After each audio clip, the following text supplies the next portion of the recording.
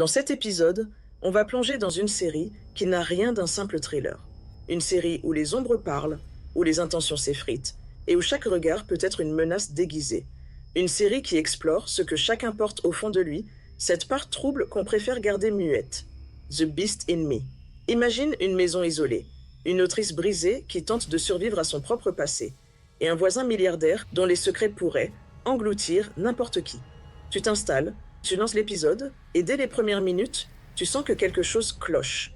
Tu sens ce petit frisson qui remonte le long de ton dos. C'est le genre d'histoire où on se dit « J'aurais jamais dû ouvrir cette porte, mais maintenant je veux savoir ». Bienvenue dans un face-à-face qui brouille les repères, où la séduction se mélange au danger et où la vérité n'est jamais là où on pense la trouver. Allez, entrons dans l'antre de The Beast in Me.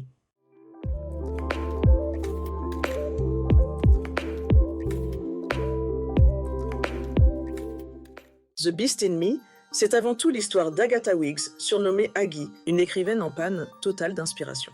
Pas une panne banale, un gouffre. Aggie a perdu son fils et la douleur la hante. Alors elle s'isole dans une grande maison au bord de la mer. Un lieu immense, presque trop silencieux, trop vaste pour une seule personne. Cette maison, c'est un personnage à part entière. Elle respire le vide et la mémoire. Elle amplifie les battements de cœur. Elle rend chaque émotion plus lourde. Et puis un jour, Nile Jarvis arrive. Milliardaire, énigmatique, à peine installé qu'il apporte déjà avec lui une aura étrange, un parfum de mystère. On murmure qu'il aurait tué sa femme. On raconte que cet homme a un passé qui ne supporte pas trop la lumière. Autant te dire qu'Aggie, qui cherche un sujet puissant pour écrire à nouveau, voit immédiatement une opportunité. Une rencontre, une obsession, un besoin presque vital. Comprendre cet homme ou le démasquer. Ce qui commence comme une simple interview se transforme en un jeu d'échecs psychologique. Nile se dévoile juste assez pour attirer, juste assez pour troubler. Et Aggie, blessée, vulnérable, fascinée, se laisse aspirer par cette énigme humaine. Chaque dialogue est une danse. Chaque silence est un piège. La série crée une tension incroyable parce qu'elle joue constamment sur l'équilibre fragile entre deux âmes abîmées. Aggie se débat avec une douleur qui la consume. Nile se cache derrière un masque trop parfait pour être honnête. Deux forces qui s'attirent et se repoussent, deux bêtes intérieures qui reconnaissent en l'autre une faille familière. Plus on avance, plus les frontières deviennent floues. Qui manipule qui? Qui dit la vérité? Qui joue? Qui souffre? L'ambiguïté est totale, et c'est ce qui fait la force du show. On a l'impression d'être prisonnier de cette maison, de cette atmosphère électrique, de ce face-à-face qui ne cesse de monter en intensité. Ce qu'il faut surveiller absolument, les micro-expressions de Nile, les moments où Aggie perd pied, les flashs du passé, les changements d'attitude qui semblent anodins mais qui ne le sont pas. La série est un thriller, mais avant tout un duel intérieur. Une exploration de la culpabilité, du deuil, du pouvoir et de la fascination que peut exercer le danger. Une plongée dans les zones d'ombre humaines, celles qu'on cache même à soi-même. Et crois-moi, The Beast in Me n'est jamais là où tu l'attends. Les critiques anglo-saxonnes ont salué la série pour son atmosphère Hitchcockienne et son duo d'acteurs. Claire Danes a été largement applaudie pour son rôle d'Aggie, considéré comme l'un de ses jeux les plus intenses depuis la série Homeland. Les journalistes parlent de performance viscérale, douleur incarnée, ambiguïté émotionnelle rare. Matthew Rhys a reçu autant d'éloges, magnétique, inquiétant, impossible à cerner. The Guardian parle de l'un des personnages masculins les plus dérangeants de ces dernières années.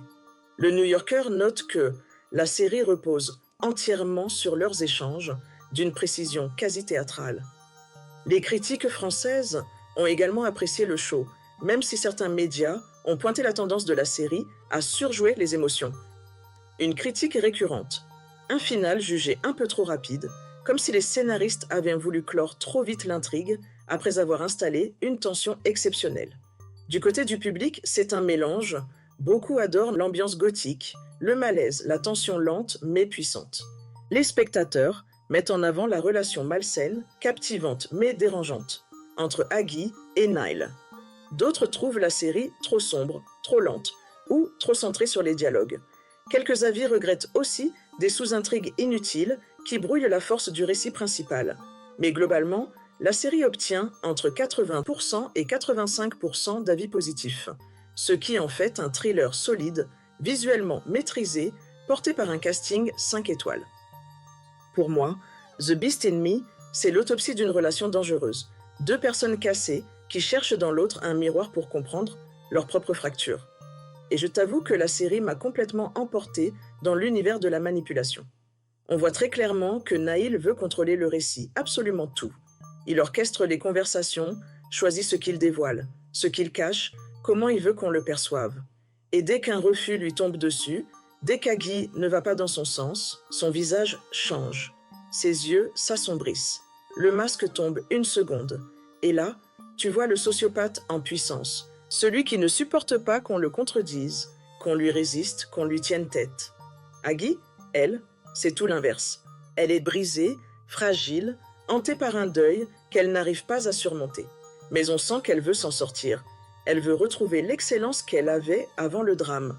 Elle cherche la solution miracle, la vérité, l'écriture, un sens à sa douleur. Quand ils commencent à collaborer pour le livre, c'est fascinant. Chacun veut tirer parti du récit, mais pas de la même façon. C'est comme si Nahil voulait avouer ses zones d'ombre, mais uniquement sous un angle qui le maintient intouchable. Et Aggie, elle, veut faire éclater la vérité. Toute la vérité. Tout au long de la série, cette tension monte, jusqu'à ce fameux moment où on découvre finalement ce qui s'est réellement passé. Et là, oui, je rejoins totalement les critiques générales sur le dernier épisode qui a été trop vite ficelé. Il aurait mérité 2 autres épisodes supplémentaires. Dommage, parce que tout le reste est d'une maîtrise incroyable. Mais malgré cette fin expédiée, si t'es comme moi et que tu adores les thrillers psychologiques malsains, ambigus, hypnotiques, tu vas être servi, l'expérience reste marquante. Mon verdict Spoilix. C'est un grand top. Un thriller élégant, malade, magnétique, qui dérange, qui capte, qui manipule, mais qui tient ses promesses. Un parfait terrain de jeu pour les amateurs de tension psychologique et de zones d'ombre. J'ai adoré l'atmosphère, le malaise presque hypnotique, l'ambivalence de Nahil, la fragilité d'Aggie. Je me suis laissé embarquer par leur duel silencieux, j'ai ressenti la tension, le vertige, la méfiance. J'ai aimé être inconfortable, parce que c'est là que le thriller psychologique devient intéressant.